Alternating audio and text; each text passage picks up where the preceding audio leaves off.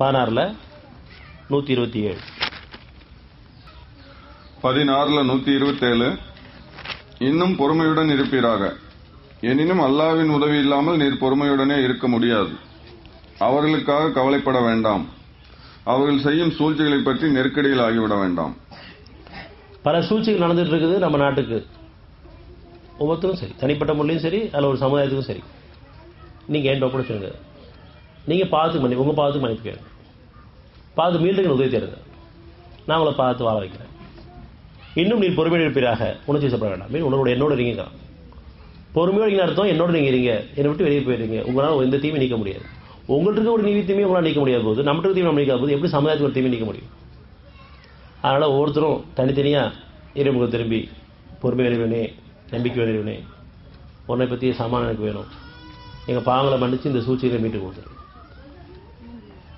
ஏனும் அல்லாஹ்வின் உதவி இல்லாமல் நீங்கள் பொறுமையோடு இருக்க முடியாது. பொறுமை கிடைச்சிச்சு, என்னுடைய உங்களை வந்துட்டான். அவர்களுக்காக நீ கவலைப்பட வேண்டாம். அவள் செய்யும் சூழ்ச்சி நெருக்கடி ஆயிட வேண்டாம். நெருக்கடி வேண்டாம், மனசில் உணர்ச்சி வேண்டாம். சமாதானம் அடைஞ்சுன்னா உங்களை பாதுகாக்கப்பட்ட வாழ்க்கை. எப்படி நம்ம இறைமுகம் திரும்பி பிரார்த்தனை இருக்கும்போது மனசு அமைதியை கொடுத்து உடலை சுகப்படுத்துறானோ, ஆனால் வெளிப்படையாக பார்க்குறவங்களுக்கு ஒன்றுமே செய்யாமல் இருக்காங்களே, எப்படி சுகமானு கேட்பாங்க.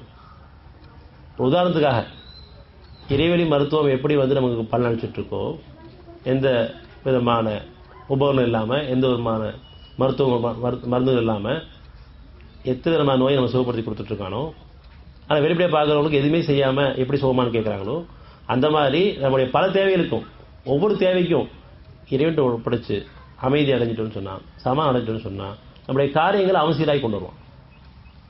அல்லது ஞானங்களுக்கும் நம்ம வழிநடத்துவான்.